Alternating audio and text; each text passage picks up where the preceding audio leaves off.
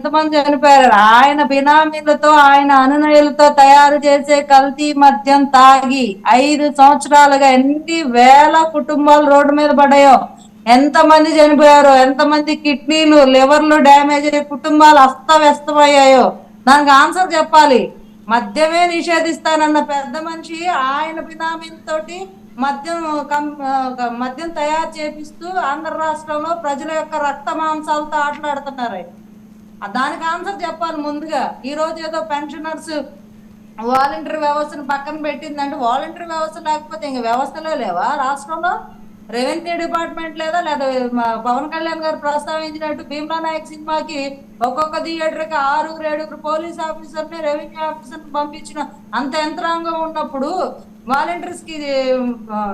Volunteers లేకుండా జనాలకి pensions పంపించడం కుదరదా?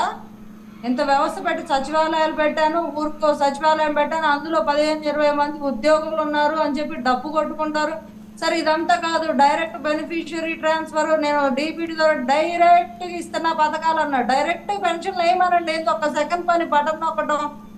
అందరి అకౌంట్ లో ఆల్రెడీ వాలంటీర్స్ డేటా కలెక్ట్ చేశారుగా, ఏ ఇంట్లో ఎవరున్నారు, పెన్షన్ ధరలు, వాళ్ళ అకౌంట్లు ఏంటి, అన్ని ప్రతిదీ వాళ్ళ పర్సనల్ ఇన్ఫర్మేషన్ తో సహా ఈరోజు గవర్నమెంట్ దగ్గర డేటా ఉంది.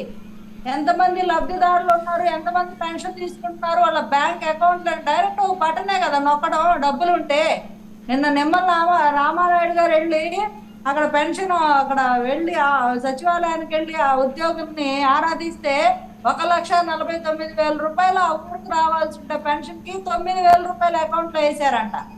వాళ్ళు ఎట్టిస్తారు 9,000 రూపాయలు అకౌంట్ లో ఉంటే? 1,49,000 రూపాయలు ట్రాన్స్ఫర్ చేయాల్సి ఉండగా గవర్నమెంట్ 9,000 రూపాయలు ట్రాన్స్ఫర్ చేసిందంట.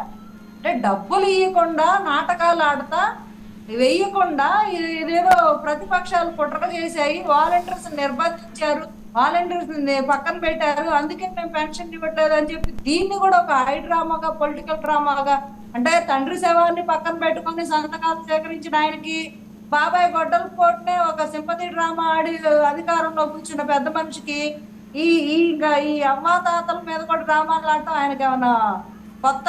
డ్రామాలు ఆడడంలో దిట్ట. సో డైరెక్ట్ గా నేను సీఎం అవుతా అంటే జనాలంతా పిచ్చిగా ఎవరు లేరు, అంత తెలివి తక్కువగా ఎవరు లేరు. ఈ రోజు ఆలోచిస్తున్నారు అందరూ. ఈసీ ఎలక్షన్ కమిషన్ పక్కన పెట్టిందంటే ఆయన స్టేట్మెంట్ ద్వారానే పక్కన పెట్టింది. ఇలా డైరెక్ట్ గా వాలంటీర్లు పిలిపి ఇచ్చారు, చొక్కాలు మడత పెట్టండి, కాలర్లు ఎగరేయండి, మీరంతా వాలంటీర్స్ అంతా మనోళ్లే, ఎన్నికల విధుల్లో పాల్గొనండి, ఇంటింటికి వెళ్ళి ప్రచారం చేయండి, నన్ను మళ్ళీ గెలిపించండి అని చెప్పి ఈయన ఓపెన్ గా బహిరంగంగా చెప్పారు. మరి ఎలక్షన్ కమిషన్ చర్యలు తీసుకోదా? వాలంటీర్ లేదు నానా, మీరంతా వైసీపీ కార్యకర్తలే, అయినా మీరు పనిచేయండి, మీరు విధుల్లో ఉండండి, మీరు ఇలాగే జగన్మోహన్ రెడ్డి గారిని గెలిపించండి అని చేతులు పెట్టుకొని కూర్చుంటారా?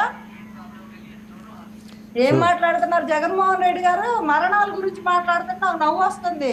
సహజంగా మరణించారని కలెక్టర్లు వచ్చి బయటకు చెప్తుంటే దాన్ని కూడా కోటాల్లో వేసుకొని వాళ్ళు ఎండ దెబ్బకి చనిపోయారు, పెన్షన్ కోసం లైన్ లో నిలబడి చనిపోయారు అని చెప్తే ఎంత సిగ్గుచేటంటే, ఇలాంటి రాజకీయాలు కూడా, ఇలాంటివి కూడా మీరు ఉపయోగించుకుంటారంటే ఇంకెంత దిగజారుడుతనానికి నిదర్శనం చూడాలి జగన్మోహన్ రెడ్డి గారి వ్యాఖ్యలు.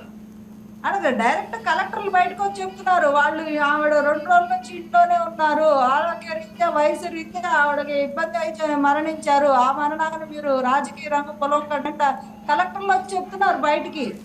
బుద్ధి జ్ఞానం ఉండాలి. ఆయన ఒక ఇప్పుడు ఇంకా ఆపద్ధర్మ ముఖ్యమంత్రి ఉన్నారులేండి, మొన్నటి వరకు చేసిన ఘనకార్యాలు చాలక ఇప్పుడు దీనిలో కూడా డ్రామాలు మొదలు పెట్టారు. మళ్ళీ ఇంక ఈయనే సీఎంగా ఎన్నుకోవాలని ప్రజలు సిద్ధంగా లేరు. ఆయన ఊహించుకుంటున్నారు, నేనే సీఎంని, నేనే రాజుని, నేనే మంత్రిని.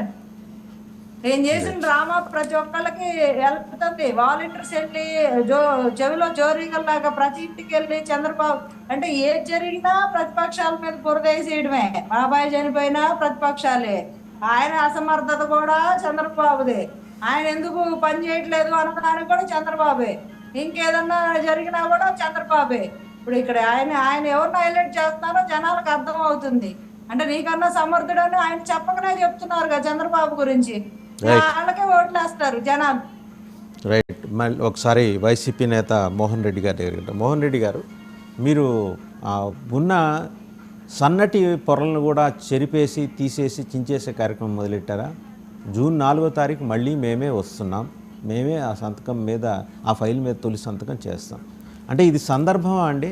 31 మరణాలు చోటు చేసుకున్నాయని ముఖ్యమంత్రి ప్రకటించారు. జరిగినవి 2 అఫీషియల్గా నమోదైనవి 2. మరోపక్క ఒక కలెక్టర్ కూడా మన టాప్స్లో కూడా చూడొచ్చు, కలెక్టర్ స్పష్టంగా ప్రకటన చేశారు, సహజ మరణమే, ఇవేమీ పెన్షన్ మరణం కాదని. చివరికి డిక్షనరీలో కొత్త పదం పెన్షన్ డెత్ అనేది ఏమైనా తీసుకొస్తారేమో అనే పద్ధతిలో జరుగుతుంది 4 రోజులుగా రాజకీయం. వాంఛనీయమా? ఈ 40 రోజులైనా నిజాయితీగా ఉండలేము మనం.